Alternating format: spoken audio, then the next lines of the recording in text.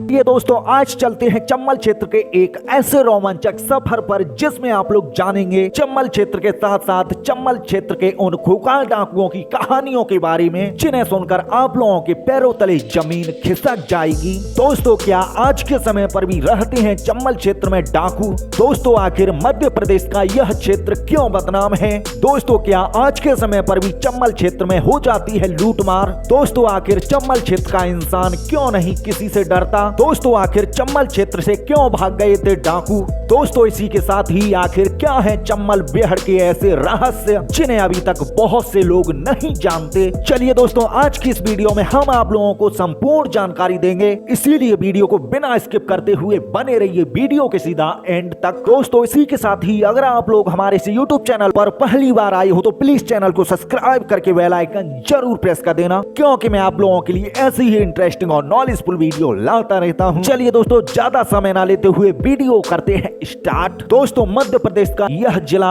अपनी शान के लिए जाना जाता है। दोस्तों यहाँ इस क्षेत्र का कोई इंसान किसी से नहीं डरता। दोस्तों चाहे तो वो कोई जानवर हो या फिर कोई इंसान या फिर कोई बड़ा आदमी, दोस्तों इस क्षेत्र में सभी को एक समान दर्जा दिया जाता है। दोस्तों इस क्षेत्र में रहने वाले सभी लोग भाई भाई की तरह रहते हैं। लेकिन दोस्तों जब भी इस क्षेत्र में मान और सम्मान की बात आती है तो यहाँ पर इंसान इंसान को मार देता है, चाहे वो कोई सगा भाई क्यों ना हो। दोस्तों यहाँ इस क्षेत्र में नारियों को बहुत ज्यादा इज्जत से देखा जाता है। दोस्तों इस क्षेत्र में नारियों का सम्मान बहुत ज्यादा किया जाता है, चाहे तो वो कोई डाकू ही क्यों ना हो। दोस्तों डाकुओं का यह गढ़ कहा जाने वाला क्षेत्र अपनी शान भरी जिंदगी के साथ साथ अपने रहस्यमय किस्सों के लिए भी जाना जाता है। तो चलिए दोस्तों निकलते हैं इस बेहड़ की अंदर की तरफ। दोस्तों वीडियो में आगे हम आप लोगों को चंबल बेहड़ के उन खूबसूरत नजारों से मिलवाएंगे जिन नजारों को अभी तक आप लोगों ने नहीं देखा होगा।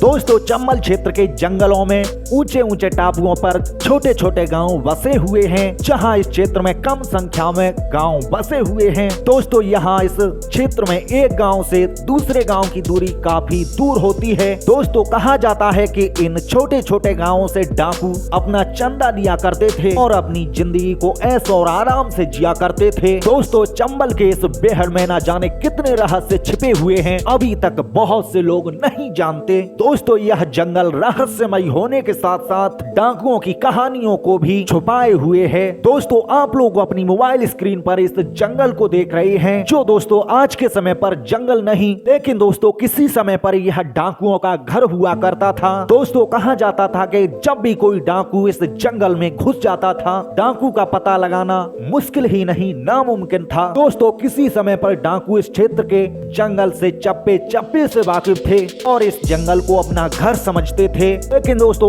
एक समय पर ऐसा क्या हुआ उन डाकुओं के साथ जो इस चंबल बेहड़ को छोड़कर हमेशा हमेशा के लिए चले गए। दोस्तों चंबल क्षेत्र की अद्भुत कहानियों का जिक्र बहुत से राज्यों में किया जाता है और इसी के साथ ही उन डाकुओं के बारे में भी। लेकिन दोस्तों आज के समय पर यह चंबल क्षेत्र ऐसा नहीं है जैसा वो पहले था। दोस्तों जहां आज के समय पर इस क्षेत्र का माहौल एकदम से बदल गया है और लोगों की बदनाम हुई इज्जत आज फिर से जीवित हो गई है। दोस्तों इस क्षेत्र में हर इंसान इज्जत चाहता है और अपनी शान भरी जिंदगी को जीना चाहता है। दोस्तों अब आप लोग अपनी मोबाइल स्क्रीन पर इस सड़क को देख रहे हैं जो सीधा चंबल नदी के लिए जाती है। दोस्तों यहाँ से चंबल नदी काफी दूर है। दोस्तों सफर के साथ साथ हम आप लोगों को उन कहानियों के बारे में सुनाएंगे जो कि डाकुओं की प्रसिद्ध कहानियां थीं। दोस्तों कहा जाता है कि किसी समय पर इस क्षेत्र में एक खूंखार डाकू पाया जाता था। दोस्तों हालांकि में चंबल क्षेत्र में बहुत से ऐसे डाकू पाए गए हैं,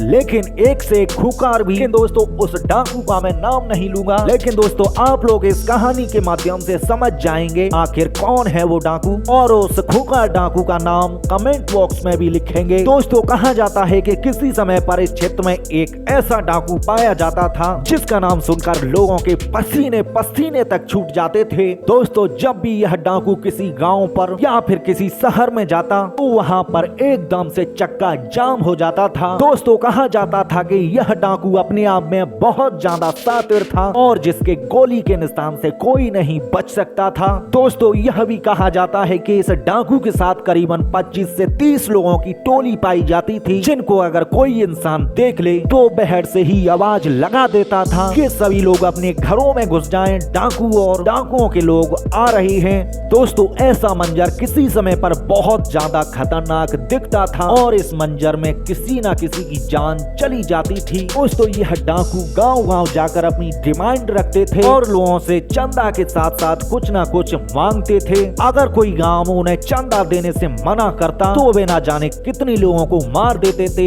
इसका हम लोग अंदाजा नहीं लगा सकते। दोस्तों वो डाकू शातिर होने के साथ साथ एक इज्जतदार आदमी था। दोस्तों उस डाकू के बारे में यह कहा जाता है वो हमेशा इंसानों पर ही हमला करता था और औरतों को बहुत ही ज्यादा इज्जत दिया करता था।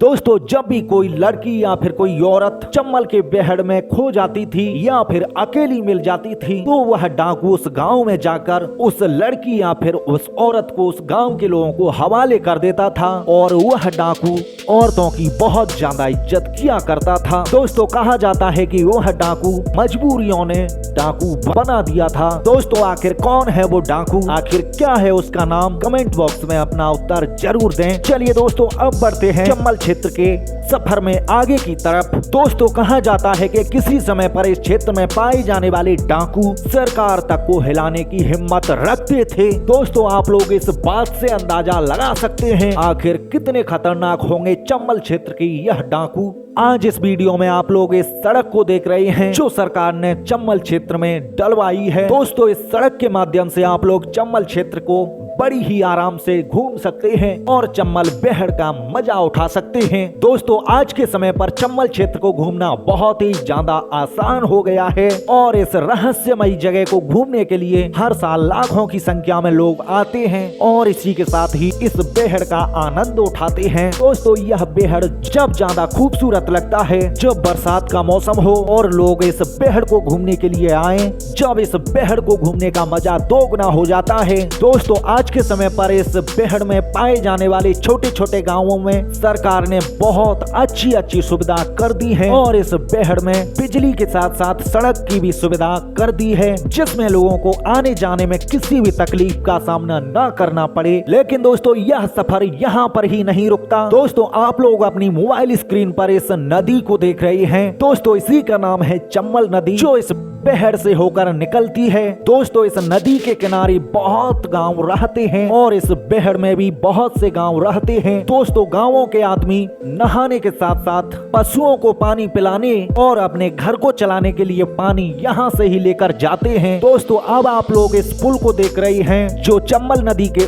ऊपर से गुजरता है जो राजस्थान और एमपी को जोड़ता है।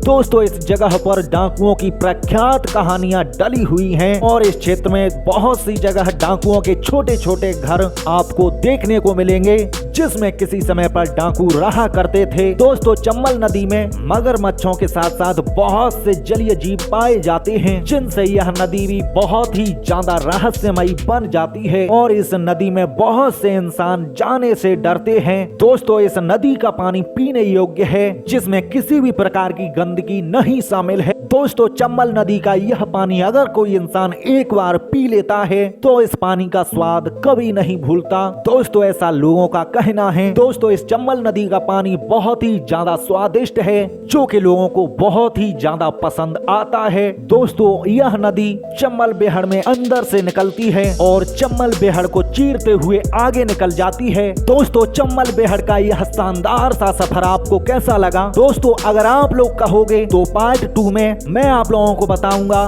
डाकुओं के उन छोटे छोटे घरों को और चम्बल नदी के उस बेहड़ को जो कि और भी अंदर है। दोस्तों यह जंगल खतरे से खाली नहीं है। जिस जंगल में आप लोग जाओगे तो आपके साथ कभी भी मारपीट हो सकती है। लेकिन दोस्तों आपका भाई पार्ट 2 में उन घरों के साथ साथ जंगल को भी आप लोगों को दिखाएगा और इसी के साथ ही और भी नई जानकारी देगा जो कि अभी तक आप लोगों ने किसी भी YouTube चैनल पर नहीं देखी होगी। दोस्तों इसी के साथ ही अगर आप लोग चम्बल क्षेत्र को घूमने के लिए जाते हैं तो प्लीज अपनी जिम्मेदारी के ऊपर जाएं। दोस्तों इस वीडियो का उद्देश्य आप लोगों तक केवल जानकारी को पहुंचाना था और चम्बल बेहड़ को घुमाना।